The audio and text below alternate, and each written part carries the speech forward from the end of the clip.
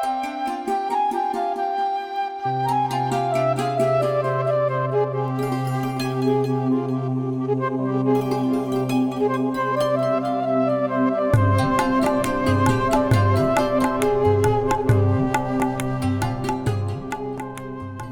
rishis, the sages of ancient India, taught that enlightenment is the highest goal of human life.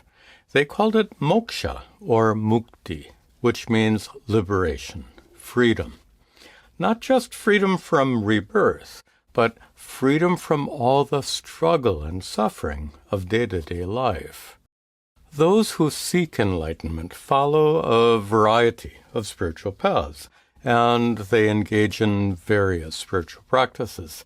But what is it exactly that they are seeking through all that? What is enlightenment? And how is it actually attained?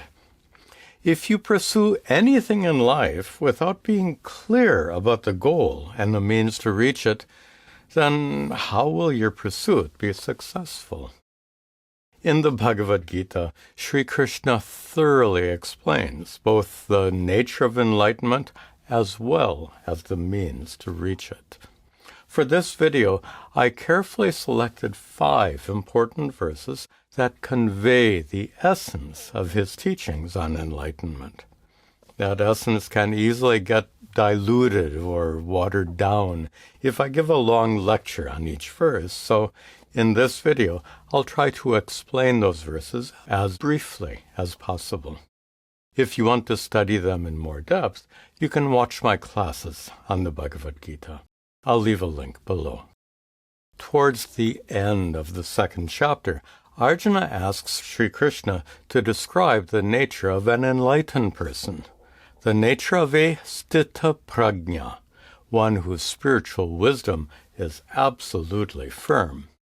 Sri Krishna replies, Prajahati yada kaman sarvan parthamanogatan atman yevatmana tushtaha sthita prajnastaruchyate. In the last line, tada uchyate, a person is said to be a sthita prajna, an enlightened person, who is firmly established in spiritual wisdom, yada prajahati, when he has completely renounced or abandoned sarvan kaman, all his desires, all cravings, all longings, which are manogatan, which arise in the mind, partha, O Arjuna. An enlightened person is completely free from desires that can compel you to chase after worldly pleasures and to run away from difficult situations, regardless of the consequences. No one likes to be bossed around. No one wants to be compelled or coerced to do anything. Yet, inside your own mind, there are 2 forces that can compel your actions. Those forces are called raga and dvesha. Raga is a desire that makes you pursue what you want, and dvesha is a desire that makes you avoid what you don't want. Raga and dvesha are not merely likes and dislikes, as these words are sometimes translated. Raga and dvesha are compulsions. They're like 2 domineering bosses who reside in your head and dictate what you can pursue and what you have to avoid. In the Bhagavad Gita, Sri Krishna teaches Arjuna how the forces of raga and dvesha can be overcome. He said that raga and dvesha are desires that invariably arise if you are not yet enlightened. But when you discover the innate fullness and completeness of your true nature, Atma, the divinity within you, then all those desires will no longer arise. In other words, raga and dvesha can be completely overcome by gaining self-knowledge, atma-jnana, which we discussed in an earlier video. Self-knowledge is gained through the practice of atma-vichara, self-inquiry, which is a method of introspection that's based on the teachings of Vedanta, including the Bhagavad Gita. With the help of these teachings, you can personally discover your true divine nature. And as a result of that discovery, Atmani eva atmana tushtaha. You will then become completely satisfied with your true self, Atma. You will become utterly fulfilled by the divinity within you.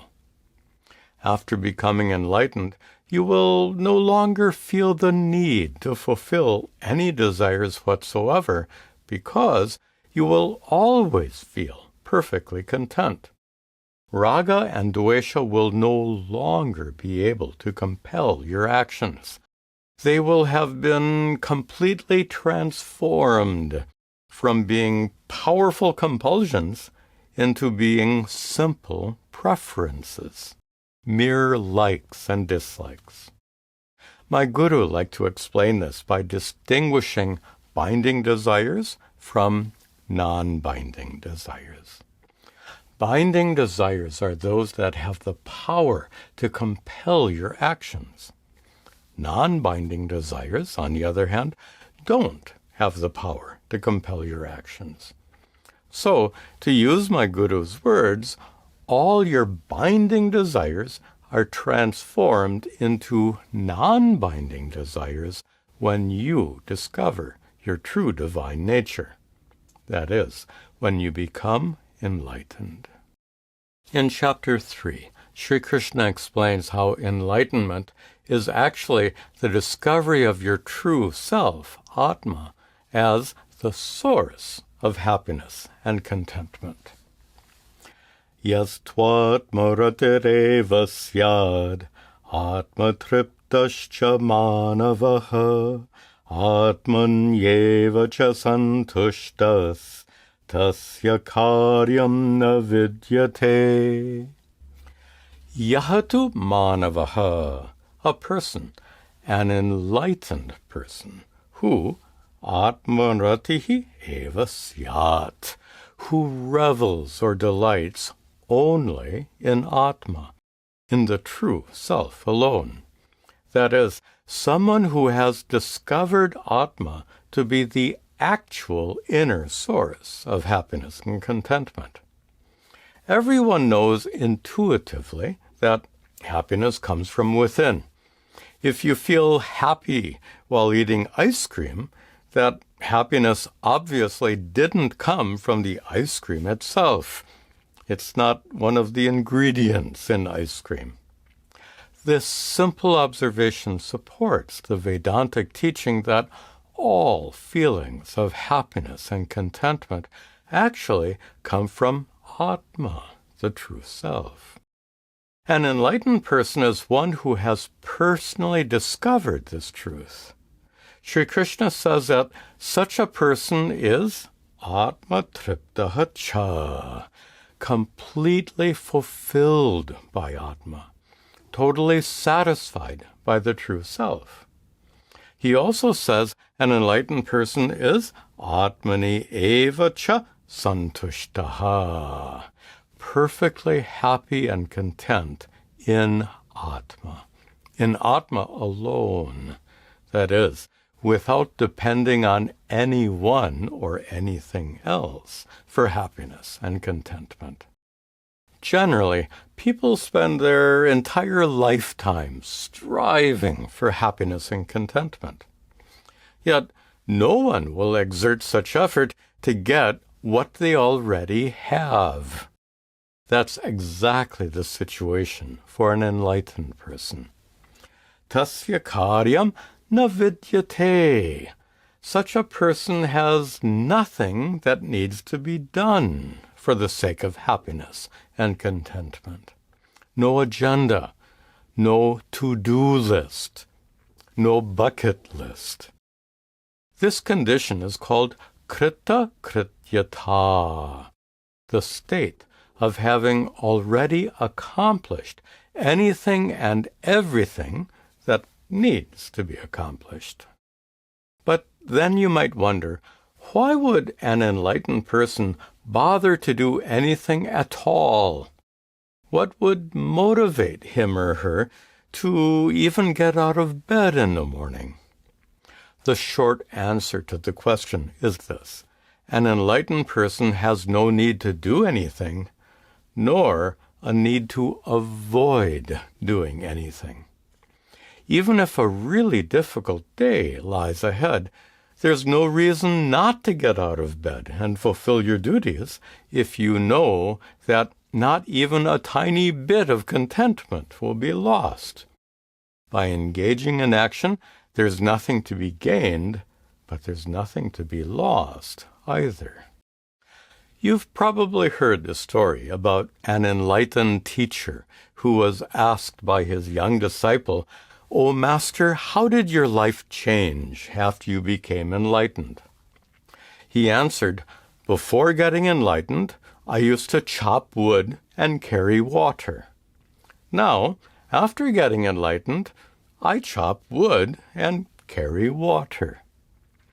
What remains unsaid in this story is the fact that before getting enlightened, he used to bitterly complain about how much wood he has to chop and how much water he had to carry every day. After getting enlightened, his actions remained the same, but his complaints and resentment came to an end. My guru once said, an enlightened person is a normal person, the only normal person. Think about it. But the fact is, ordinary, so-called normal people sometimes hurt others and commit other acts of adharma. If an enlightened person has no need to avoid doing anything, then what would prevent that person from engaging in adharmic behaviors? Well, if you analyze all this properly, you'll find that acts of adharma are generally compelled by raga and dvesha. But since an enlightened person has overcome these forces, nothing remains that could compel harmful adharmic behavior. Instead of harming others, an enlightened person is ready to help others. Why? Well, why not? After all, an enlightened person has nothing to gain or lose through any action. In Chapter 4, Sri Krishna continues to describe the behavior and attitude of an enlightened person. Yadricchalabha santushto dvandvatito vimatsaraha samah siddhava siddhau cha kritvapi nanibadhyate. Here, Sri Krishna says that an enlightened person is santushta, perfectly content, completely satisfied. Satisfied with what? Yadricchalabha, with whatever that's been obtained, with whatever that's readily available without the need for any special effort. This very flexible and accommodating attitude towards life is often called ajagara vritti, the lifestyle of a python. Apparently, pythons don't actively hunt for the prey they eat. They simply lie on the ground, coiled up in a cool, comfortable place, and wait patiently for their prey to come close enough to be easily caught. The python's behavior describes how an enlightened person accepts whatever is readily available. That is, without exerting any additional effort to get something better. An enlightened person is also dvandva atita, beyond pairs of opposites. That means such a person is not concerned about physical discomforts like being too hot or too cold, nor concerned about food that's too spicy or too bland, or a bed that's too hard or too soft. That person is also vimatsara, free from envy, completely unconcerned about all the wonderful luxuries that others enjoy, even when he or she lacks even the most basic necessities. And that person is samaha, endowed with perfect equanimity towards siddhi, success, and asiddhi, failure. It's important to note here that an enlightened person has all these qualities not as a result of constantly being vigilant, always monitoring their thoughts and emotions, and carefully controlling their bodies and minds. That kind of vigilance and self-control is really important for a yogi, for a dedicated spiritual practitioner who is seeking enlightenment. But all vigilance and self-control becomes completely unnecessary after you become enlightened. All the wonderful qualities described here by Sri Krishna are natural and effortless for one who has discovered the true source of happiness and contentment within. In the last line, Sri Krishna refers to the doctrine of karma when he says, kritva api, even when an enlightened person is engaged in activity, na nibadhyate, he or she is not bound by the karmic consequences of those actions. Enlightenment is moksha, freedom from suffering in this lifetime, and freedom from suffering after this life comes to an end. So, an enlightened person is not subject to being reborn due to karmas committed in past lives or in this one. Then, in chapter 5, Sri Krishna describes an enlightened person using language that's much more Vedantic in nature. He says, Na prahrishyet priyam prapya, no dvijet prapya cha priyam, stira buddhira sammudho, brahmavit brahmani stitaha. In the last line, Sri Krishna says that an enlightened person is brahmavit, a knower of Brahman, one who has personally discovered or realized Brahman, and is also brahmani stitaha, one who is established in Brahman, having fully assimilated that knowledge of Brahman. Brahman is pure being, absolute reality, the so-called fabric of existence. Brahman gives existence to everything in the universe, like the canvas of a painting gives existence to all the mountains, trees, houses, and people that appear there. Since Brahman is the ultimate source of existence for everything, it must also be the source of your existence as well.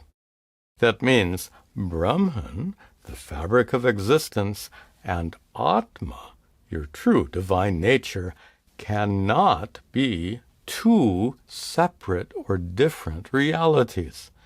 Brahman and Atma are actually one and the same. That's exactly what the ancient rishis revealed when they said, Tat Tvam Asi, You are that.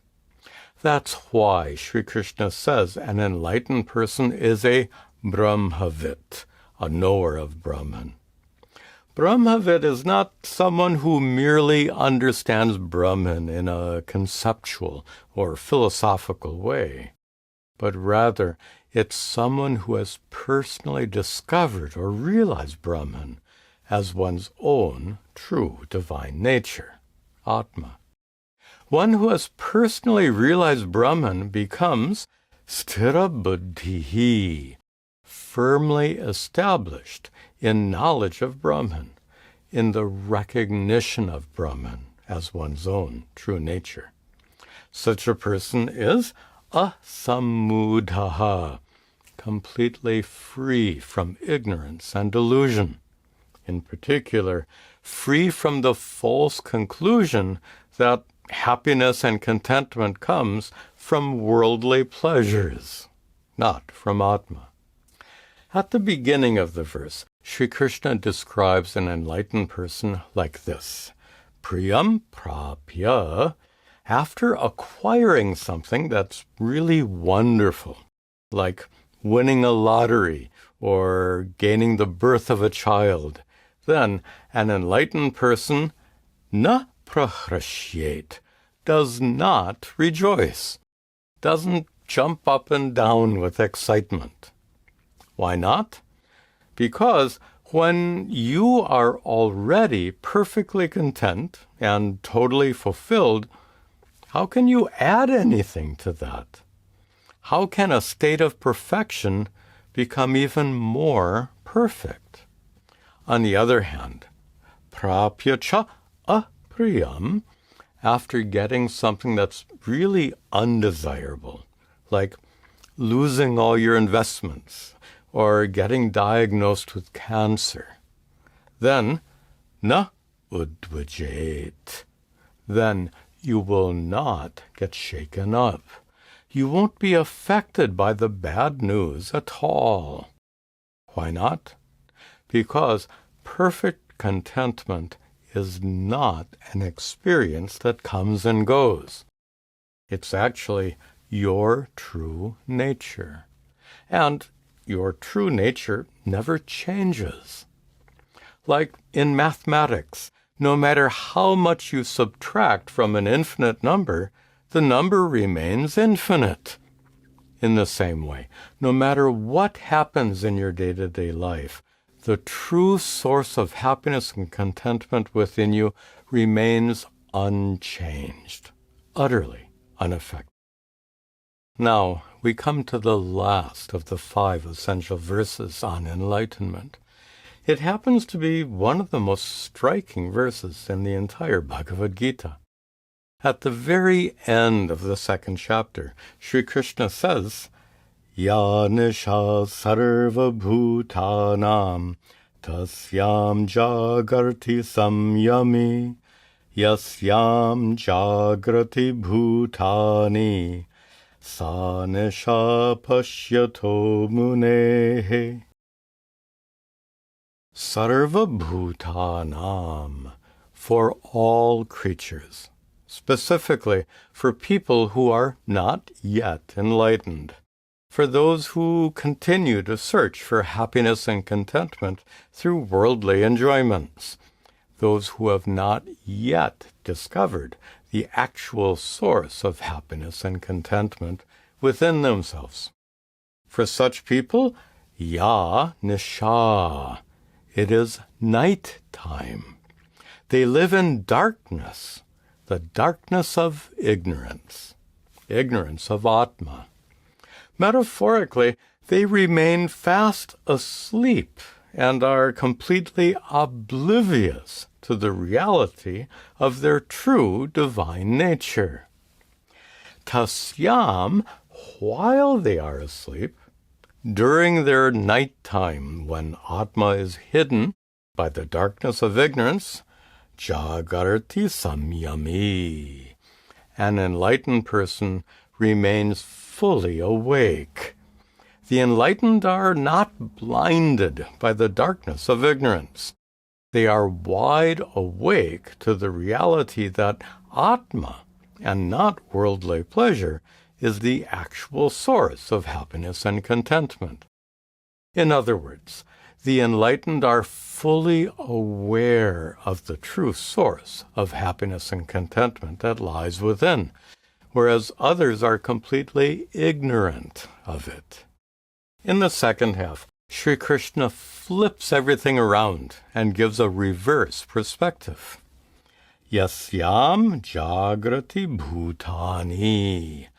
Those who are not enlightened, those who have not yet discovered the true source of happiness and contentment within, they are awake. They're awake to the world, and they seek worldly pleasures. On the other hand, Pashyato munehe, for an enlightened person, for one who sees clearly and truly that the actual source of happiness and contentment lies within, for such a person, the world of pleasures is sa nisha. It's nighttime. It's covered by darkness. It's completely imperceptible. Metaphorically speaking, those who are enlightened are asleep to worldly pleasures, whereas others are actively engaged in seeking those pleasures. So, the difference between those who are enlightened and those who are not is like the difference between day and night. According to Sri Krishna, unenlightened people grope around blindly in the darkness of ignorance, trying to find happiness and contentment. But those who are enlightened need not seek anything at all, because they are blessed with perfect peace and contentment. With this verse, we conclude our discussion about enlightenment. In the next video, which will be the last one in the series, we'll discuss 5 amazing verses in which Sri Krishna reveals who he really is.